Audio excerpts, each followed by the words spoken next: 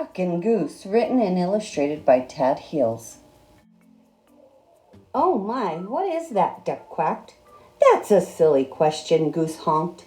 "It is a big egg, of course. Of course it is an egg. I know that," huffed Duck. "What I mean is, where did it come from?" Goose looked skyward, he looked to the river, he looked to the fields, he thought very hard. "Who are you?" he finally asked. "I," said Duck, puffing out his feathered chest, "am the one whose egg this is. I saw it first." Goose quickly raised one webbed foot. "It's mine. I touched it first." "Hey, you should never put your dirty foot on an egg," Duck scolded. "Don't you know anything about caring for eggs?" "Yes, I do," Goose cried out. "Stop yelling," Duck yelled, then whispered forcefully, "Don't you know that you and your screaming are very likely disturbing the baby bird who is trying to take a snooze inside this egg?" Goose wished that Duck wasn't right. He lowered his head and whispered softly, "I'm very sorry. Go back to sleep in there." "My, that's quite a beauty you have," called a bluebird from across the river. "Thank you, it's mine," quacked Duck. "Actually, it's mine," honked Goose. "Thank you." "So," asked Duck, "what do we do now?" "We should do something," suggested Goose.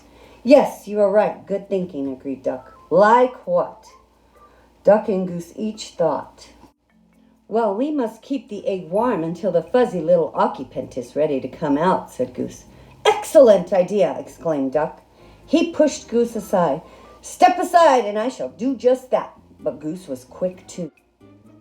After a flurry of fussing, grunting and groaning, slipping and sliding, honking and quacking, Duck and Goose found themselves back to back. "Scoot over, I don't have any room," complained Duck.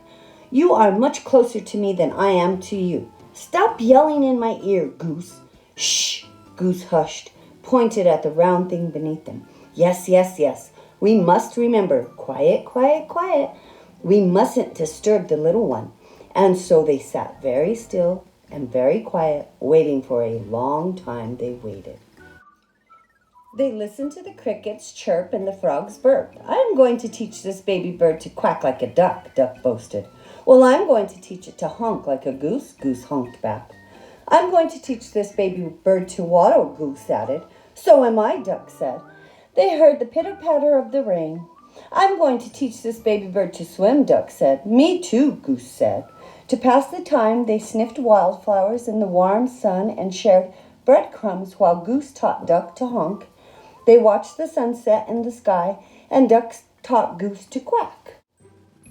They counted the stars in the night sky. "Let's teach our baby to fly," said Goose. "Good idea," said Duck. "I'm sure our baby will be a fast learner," said Duck. "If it takes after you and me, I'm sure you're right," agreed Goose. Together they waited until... "Did you feel that, Duck?" Duck nodded. "Yes. Did you feel that, Goose?" Goose nodded. "It's time, Goose. It's time," Duck squawked. Quickly, Duck slid down and started running in circles around their egg. "What should we do now?" he hollered. "I think we should remain calm," Goose yelled back. "Excuse me?" a little voice called out. Duck stopped. In all the exciting confusion, he had failed to notice the bluebird kicking their egg. "Can I play too?" she asked. "Play? This is no time for play," yelled Duck. "This is no time for games," yelled Goose. "And what's with the kicking?" "I was only trying to get your attention," said the little bird. "Well, you got it," Duck huffed. "False alarm, Goose. Back to work. Can't you see that we are very busy here?" Goose explained to the bluebird. "This is serious business. This is perhaps the most important moment of our lives." "Oh my, I am sorry," apologized the bluebird. "I had no idea. I just thought maybe I could play with your ball. It really is a nice one," she added, and then she flew away. Goose gulped. "Did she say ball?" he whispered to Duck. "You know, I did have my doubts," Duck finally said. "It is a bit squishier than most eggs I've seen." "Yes, and I must say I was somewhat suspicious of those big dots," Goose admitted.